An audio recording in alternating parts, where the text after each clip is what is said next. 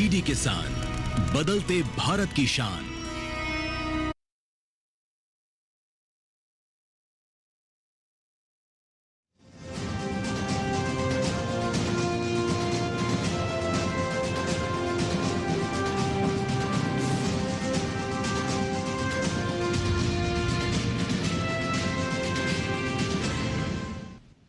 नमस्कार, स्वागत है आपका किसान समाचार में। मैं हूं रेशमा आपके साथ। आइए नजर डाल लेते हैं इस वक्त की हेडलाइंस पर। केंद्रीय कृषि एवं किसान कल्याण मंत्री शिवराज सिंह चौहान ने आज दिल्ली में एग्री बिजनेस समिट 2025 का किया शुभारंभ। कहा, किसान के बिना नहीं चलेगा देश का काम, किसान है अर्थव्यवस्था की रीढ़।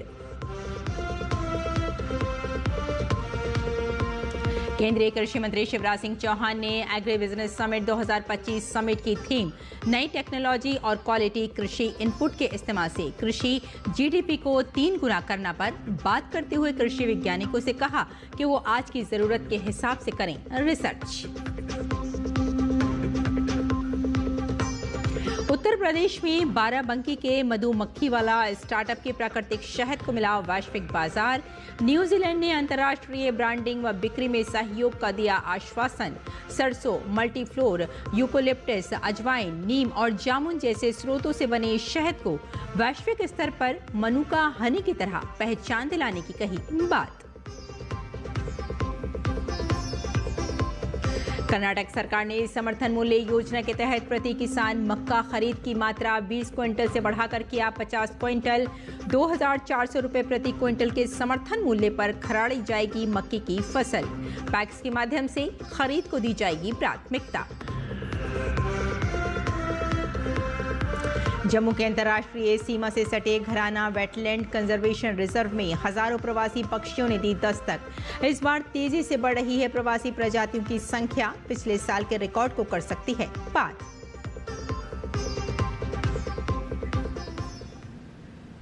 और आइए अब समाचारों पर डालते हैं विस्तार से नजर।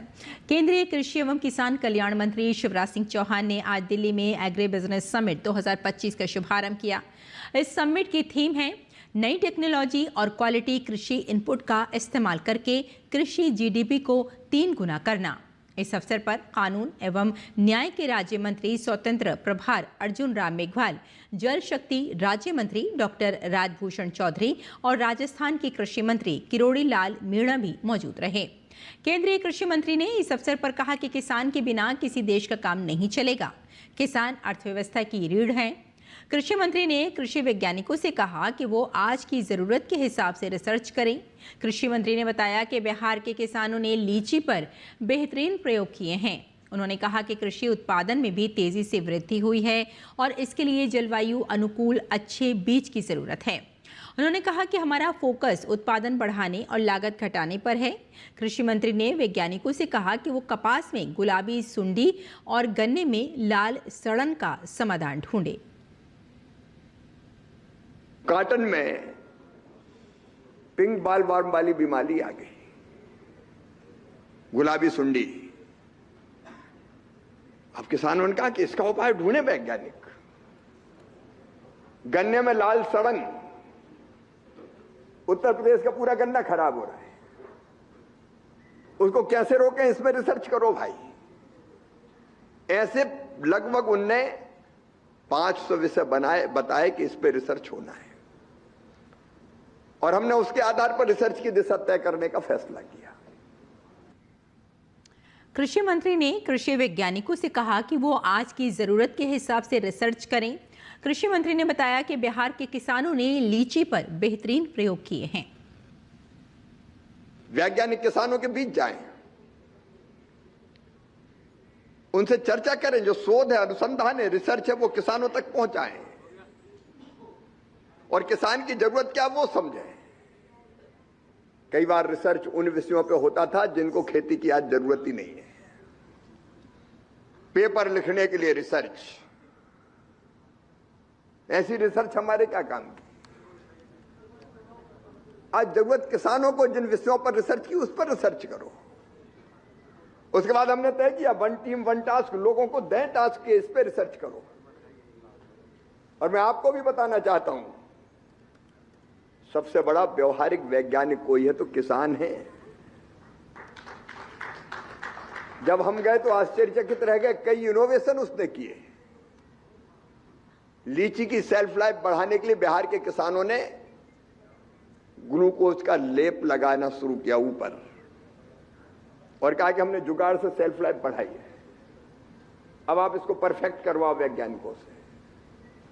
ऐसे एक नहीं अनेकों प्रयोग, लगभग 300 प्रयोग किसानों ने किए। मैंने वैज्ञानिकों से कहा कि इसको पूर्णता प्रदान करें, परफेक्ट करें इनको, और 500 जरूरतें उनकी थी जिसकी वो मांग कर रहे थे। और उत्तर प्रदेश के बाराबंकी के मधुमक्खी वाला स्टार्टअप का प्राकृतिक शहद अब वैश्विक बाजार में जाएगा।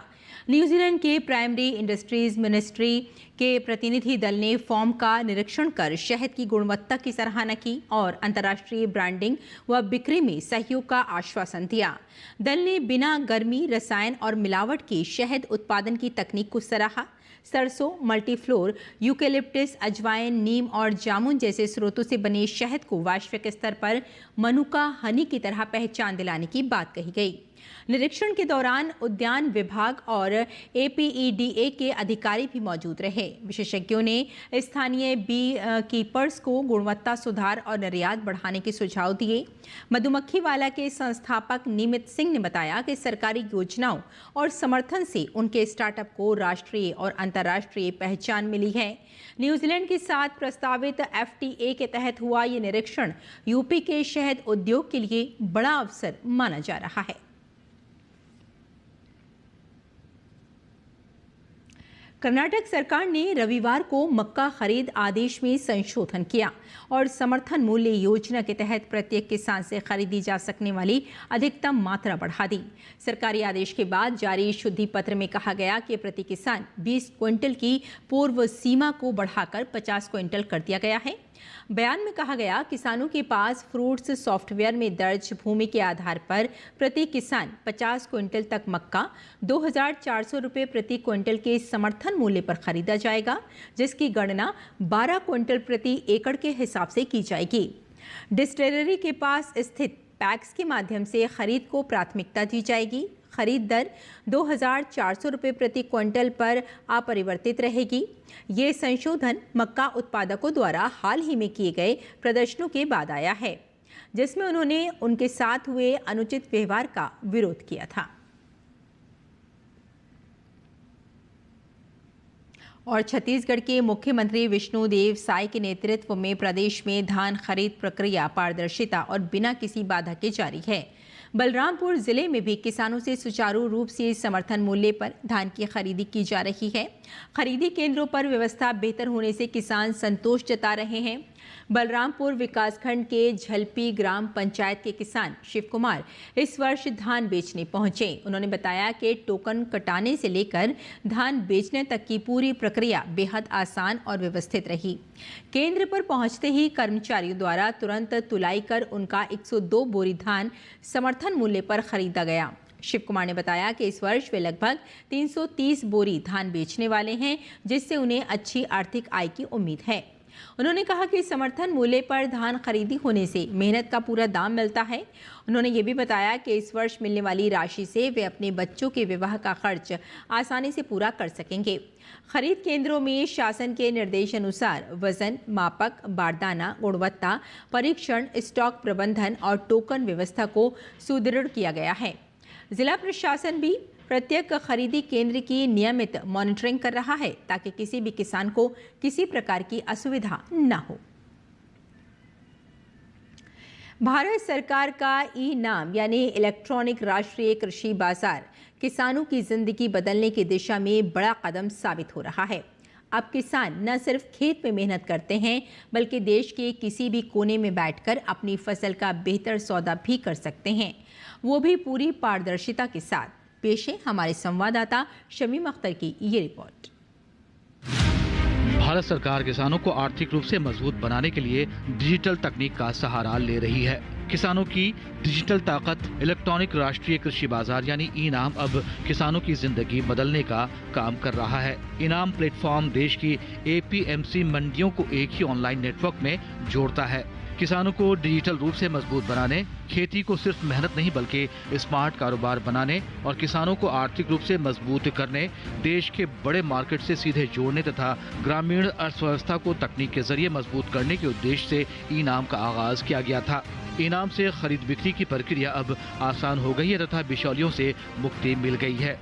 पहले मुनाफा बीच के लोग ले जाते थे, लेकिन अब वही मुनाफा सीधे किसान की जेब में जाता है। अगर किसी प्रकार की समस्या आती भी है तो सरकार ने किसानों के लिए खास हेल्प डेस्क बनाई है, जहां ई-नाम से जुड़ी हर परेशानी का समाधान मिलता है।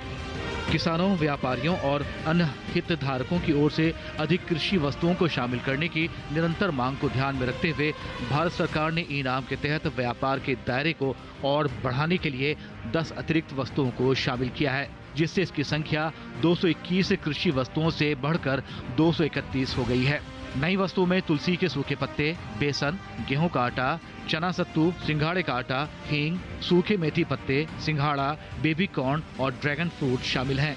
इनके जुड़ने से किसानों को बड़ा बाजार, बेहतर मूल्य निर्धारण और गुणवत्ता सब मिल रहे हैं। सरकार ने किसान उत्पादक संगठनों यानी एफपीओज को भी ई-नाम से जोड़ दिया है। अब तक 4642 एफपीओ इस राष्ट्रीय प्लेटफॉर्म से जुड़ चुके हैं, जिससे छोटे किसानों को भी बड़े बाजार में पहुंच मिल रही है। ई-नाम किसानों की डिजिटल ताकत बन चुका है और ये साबित कर रहा है कि किसान अब सिर्फ उत्पादक नहीं बल्कि स्मार्ट बिजनेसमैन भी हैं। डिजिटल भारत की दिशा में ये प्लेटफॉर्म भविष्य की स्मार्ट खेती की मजबूत नींव रख रहा है। शमीम अख्तर, किसान समाचार। और बिहार को दूध उत्पादन में आत्मनिर्भर बनाने के लिए मुख्यमंत्री नीतीश कुमार ने रोड मैप तैयार किया है। सीएम ने फुलवारी शरीफ में सुधा मिल्क प्लांट का निरीक्षण किया। उन्होंने अधिकारियों के साथ समीक्षा बैठक भी की और उत्पादन बढ़ाने के निर्देश दिए। साथ ही नई तकनीक अपनाने और डेयरी नेटवर्क विस्तार के निर्देश भी दिए गए। इस दौरान मुख्यमंत्री नीतीश कुमार ने कहा कि दुग्ध सहकारी समितियों के विस्तार से ग्रामीण क्षेत्रों में रोजगार के नए अवसर बनेंगे और किसानों की आय में बढ़ोतरी भी होगी। मौजूदा वक्त में बिहार में दुग्ध सहकारी समितियों से 7.5 लाख दूध उत्पादक जुड़े हुए हैं, जिनमें से 25% महिलाएं हैं। राज्य में रोजाना 54 लाख लीटर दूध का संकलन है और प्रसंस्करण किया जाता है। सुधा ब्रांड के तहत ही रोजाना 18 लाख लीटर दूध की बिक्री होती है। अब दूध उत्पादन बढ़ाने के लिए chilling centre, bulk milk cooler और आधुनिक प्रसंस्करण इकाइयां विकसित की जा रही हैं। और राजस्थान में रबी सीजन के लिए यूरिया, डीएपी और अन्य उर्वरकों की आपूर्ति लगातार जारी है। कृषि मंत्री डॉक्टर किरोड़ी लाल ने बताया कि राज्य सरकार केंद्र के साथ समन्वय कर किसानों की जरूरत के अनुसार उर्वरकों की उपलब्धता सुनिश्चित कर रही है। वर्तमान में 25,000 मीट्रिक टन यूरिया और 10,000 मीट्रिक टन डीएपी परिवहन में है। मंत्री ने बताया कि अक्टूबर से दिसंबर तक आवंटित 11.34 लाख मीट्रिक टन यूरिया में से अब तक 10.50 लाख मीट्रिक टन उपलब्ध कराया जा चुका है। दिसंबर में करीब 3 लाख मीट्रिक टन यूरिया आने की संभावना है। डीएपी की उपलब्धता भी आवंटन से अधिक कर दी गई है। कालाबाजारी और जमाखोरी रोकने के लिए प्रदेश में सख्त कार्रवाई जारी है। अवैध भंडारण व यूरिया डायवर्जन के मामलों में अब तक 30 एफआईआर दर्ज की गई हैं। उर्वरक अनियमितताओं पर कुल 89 एफआईआर और 97 लाइसेंस निलंबित या रद्द किए गए हैं। राज्य में उर्वरकों के सुचारू वितरण के लिए सभी जिलों में कंट्रोल रूम, 61 चेक पोस्ट और विशेष मॉनिटरिंग व्यवस्था लागू है। विभाग किसानों को मृदा स्वास्थ्य कार्ड के अनुसार उर्वरकों के उपयोग के लिए प्रेरित कर रहा है।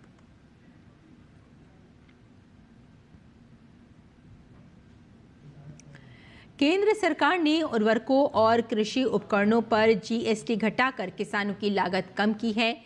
केंद्रीय रसायन और उर्वरक मंत्री जेपी नड्डा ने बताया कि सूक्ष्म पोषक उर्वरकों पर जीएसटी 12% से घटाकर 5% करने से किसानों की खेती की लागत कम हुई है। भारतीय सूक्ष्म उर्वरक निर्माता संघ के अनुसार जीएसटी कटौती से धान में 140 रुपये, गेहूं में 146 रुपये, आलू में 440 रुपये और गन्ने में 199 रुपये प्रति एकड़ की बचत होगी। अमोनिया और सल्फ्यूरिक एसिड जैसे उर्वरक निर्माण के कच्चे माल पर जीएसटी 18% से घटाकर 5% करने से उद्योग की कार्यशील पूंजी पर दबाव कम हुआ है और घरेलू उत्पादन को बढ़ावा मिलेगा। जैव कीटनाशकों, मैकेनिकल स्प्रेयर और स्प्रिंकलर और ड्रिप सिस्टम पर जीएसटी घटाने से आधुनिक कृषि उपकरण सस्ते होंगे और वैज्ञानिक खेती को बढ़ावा मिलेगा। जम्मू के अंतर्राष्ट्रीय सीमा से सटे घराना वेटलैंड कंजर्वेशन रिजर्व में हजारों प्रवासी पक्षियों ने दस्तक दे दी है, जिससे ये दलदली इलाका एक बार फिर जीवंत शीतकालीन आवास में बदल गया है। इस बार प्रवासी प्रजातियों की संख्या तेजी से बढ़ रही है और अनुमान है कि ये आंकड़ा पिछले साल के रिकॉर्ड को भी पार कर सकता है। जम्मू से करीब 35 किलोमीटर दूर स्थित ये वेटलैंड इन दिनों बर्ड वॉचर्स और प्रकृति प्रेमियों के लिए आकर्षण का केंद्र बना हुआ है, जहां पक्षियों का चहचहाना और पानी की सतह पर मंडराते उनके झुंड बेहद मनमोहक दृश्य पेश कर रहे हैं। आगे बढ़ते हैं। केंद्रीय नवीन एवं नवीकरणीय ऊर्जा मंत्रालय ने मीडिया रिपोर्ट्स को खारिज करते हुए कहा कि उसने नए ग्रीन एनर्जी प्रोजेक्ट्स की फाइनेंसिंग को रोकने के लिए कोई एडवाइजरी जारी नहीं की। सरकार की ओर से ये बयान उन मीडिया रिपोर्ट्स के बाद आया है जिसमें कहा गया था कि नवीन एवं नवीकरणीय ऊर्जा मंत्रालय MNRE ने अधिक्षमता की चिंताओं के बीच ऋणदाताओं को नए ग्रीन एनर्जी प्रोजेक्ट्स की फाइनेंसिंग को रोकने के लिए एडवाइजरी जारी की है। मंत्रालय ने कहा कि भारत ने अपनी स्थापित विद्युत क्षमता का 50% गैर जीवाश्म ईंधन स्रोतों से प्राप्त कर लिया है। भारत ने इसे पेरिस समझौते में राष्ट्रीय स्तर पर निर्धारित योगदान के तहत निर्धारित लक्ष्य से 5 वर्ष पहले ही प्राप्त कर लिया है। मंत्रालय ने कहा कि MMRE, वित्तीय सेवाएं विभाग और PFC, REC तथा IREDA जैसे NBFC को सौर PV विनिर्माण के विभिन्न क्षेत्रों में वर्तमान स्थापित घरेलू विनिर्माण क्षमताओं की स्थिति की जानकारी दी है, जिसमें सौर मॉड्यूल और सौर सेल, इनगॉट वेफर्स, पॉलीसिलिकॉन जैसे अपस्ट्रीम चरण और साथ ही सौर ग्लास तथा एल्युमिनियम फ्रेम जैसे सहायक उपकरण शामिल हैं, जिससे वित्तीय संस्थान और साथ में सौर PV विनिर्माण क्षेत्र में किसी भी विनिर्माण संयंत्र के वित्त पोषण के प्रस्तावों का मूल्यांकन करते समय एक संतुलित तथा सुविचारित दृष्टिकोण अपना सके।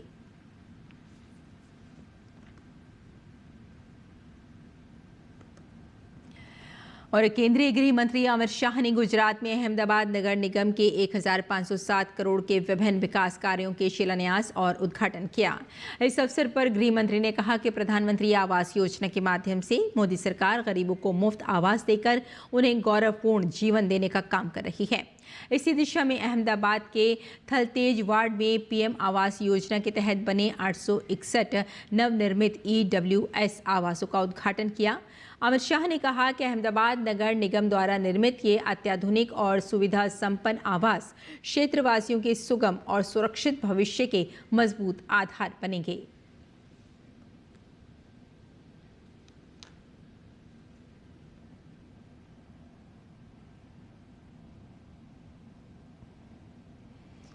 और किसान इस मौसम में कैसे रखें अपनी खेती का ख्याल, आइए जान लेते हैं। नमस्कार, आप देख रहे हैं डीडी किसान। मैं हूं AI कृष और आज हम भारत के विभिन्न राज्यों में होने वाली खेती किसानी से संबंधित सलाहों के बारे में पूरी जानकारी देंगे। ओडिशा के उत्तर पश्चिमी पठार क्षेत्र में 85% तक धान पकने के बाद कटाई कर लें। कटाई के बाद धान को 2 से 3 दिन के लिए सुखाएं। ओडिशा के मध्य इलाकों में रबी की फसल के तौर पर सूरजमुखी, मटर और चने की बुवाई करें। मध्यम अवधि वाली धान की कटाई जारी रखें। ओडिशा के उत्तर पूर्वी तटीय मैदानी क्षेत्र में मिट्टी में मौजूद पर्याप्त नमी का सही इस्तेमाल करते हुए रबी की सरसों और तोरी बोएं। ओडिशा के दक्षिण पूर्वी घाट इलाके में उड़द, मूंग, मसूर और सरसों की बुवाई करें। बिहार के उत्तर पूर्वी जलोढ़ क्षेत्र में धान की तैयार फसल काट लें। यहाँ के उत्तर पश्चिमी जलोढ़ मैदानी इलाकों में रबी की मक्का की बुवाई करें। यहाँ के किसान मसूर और मटर की बुवाई जारी रखें। झारखंड के पश्चिमी पठार क्षेत्र में प्याज की फसल में सिंचाई करें। झारखंड में इन दिनों चने की बुवाई कर सकते हैं। पश्चिमी हरियाणा में चने और जौ की बुवाई का काम करें। यहाँ के किसान गेहूं की बुवाई जारी रखें। समय पर बोई गई सरसों के खेतों में निराई करें। इतना ही नहीं, सरसों के खेतों से अतिरिक्त और कमजोर पौधों को निकाल दें ताकि अधिक घनत्व की वजह से पौधों का विकास ना रुके। पूर्वी हरियाणा में गेहूं और सरसों की बुवाई जारी रखें। पहले से बोई गई सरसों, मटर और आलू की फसलों में हल्की सिंचाई करें। दिल्ली के पास के इलाकों में मिट्टी में मौजूद पर्याप्त नमी को देखते हुए तैयार खेतों में गेहूं की बुवाई करें। दिल्ली के आसपास के इलाकों में लहसुन और गाजर की बुवाई उभरी हुई क्यारियों में करें। इसी तरह कृषि और किसानों से जुड़ी हर महत्वपूर्ण जानकारी के लिए हमारे साथ जुड़े रहिए और देखते रहिए डीडी किसान। धन्यवाद।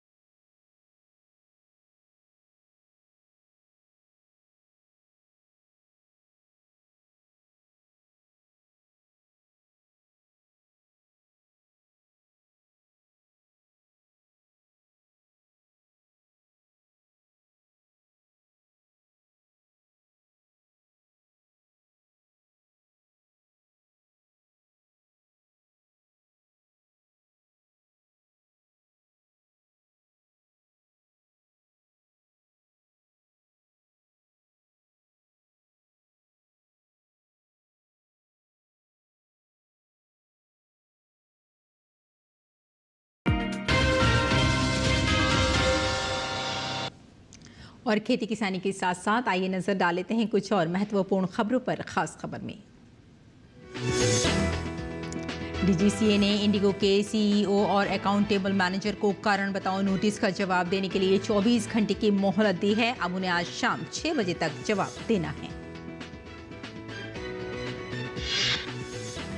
विमानन नियामक ने स्पष्ट किया कि तय समय में जवाब न मिलने पर कोई और एक्सटेंशन नहीं दिया जाएगा और उपलब्ध रिकॉर्ड के आधार पर एक तरफा कार्रवाई की जाएगी।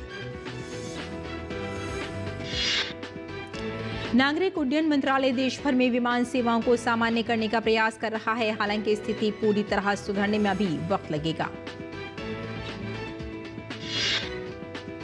विमान सेवाएं बाधित होने से यात्रियों को राहत देने के लिए भारतीय रेलवे आज देश के विभिन्न बड़े शहरों से 22 विशेष ट्रेनों का संचालन कर रहा है।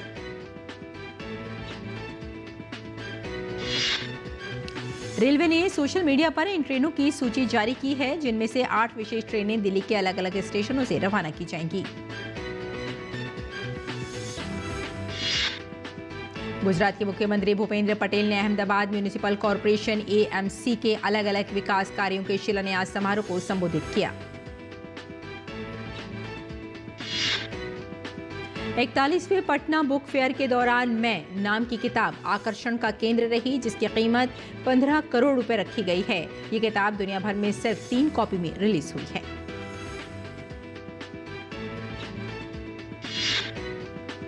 हरियाणा के मुख्यमंत्री नायब सिंह सैनी ने कैथल में संगठनात्मक बैठक की अध्यक्षता की और कार्यकर्ताओं को चुनाव आयोग की प्रक्रियाओं तथा बूथ प्रबंधन को लेकर आवश्यक निर्देश दिए। भाजपा सांसद सुधांशु त्रिवेदी ने नवजोत सिंह सिद्धू की पत्नी के बयानों का हवाला देते हुए कांग्रेस पर मुख्यमंत्री पद के बदले 500 करोड़ रुपए मांगने का गंभीर आरोप लगाया है। कोलकाता में आयोजित भव्य सामूहिक गीता पाठ कार्यक्रम में 5 लाख लोगों ने एक साथ हिस्सा लिया और वैदिक मंत्रोच्चारण के बीच गीता के श्लोकों का पाठ किया। महाराष्ट्र के नासिक जिले में एक कार के 1000 फीट गहरी खाई में गिरने से 6 श्रद्धालुओं की मौत हो गई है। मुख्यमंत्री देवेंद्र फडणवीस ने हादसे पर दुख जताते हुए मृतकों के परिजनों को 5-5 लाख रुपए की अनुग्रह राशि देने की घोषणा की है। प्रधानमंत्री नरेंद्र मोदी ने नासिक हादसे पर दुख जताते हुए मृतकों के परिजनों के प्रति संवेदना व्यक्त की और घायलों के शीघ्र स्वस्थ होने की कामना की।